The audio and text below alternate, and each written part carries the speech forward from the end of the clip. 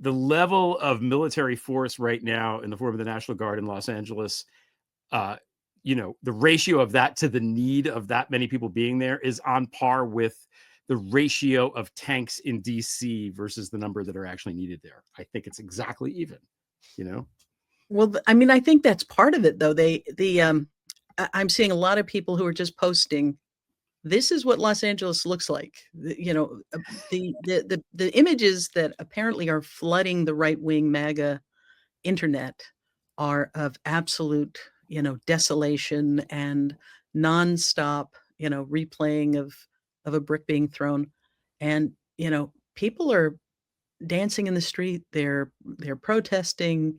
Um, and I think this moment, coupled with what we know AI is capable of, is a pretty fraught mixture. But I think there's also the danger that we saw this with George Floyd protests, where the response to peaceful protests were intended to provoke people into responding in kind.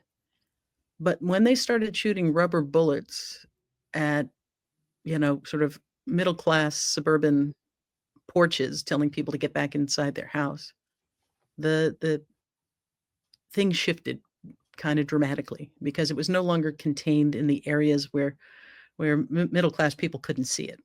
And so, on the one hand, it's disturbing to see that people still, the majority of Americans, are staying with Trump on immigration.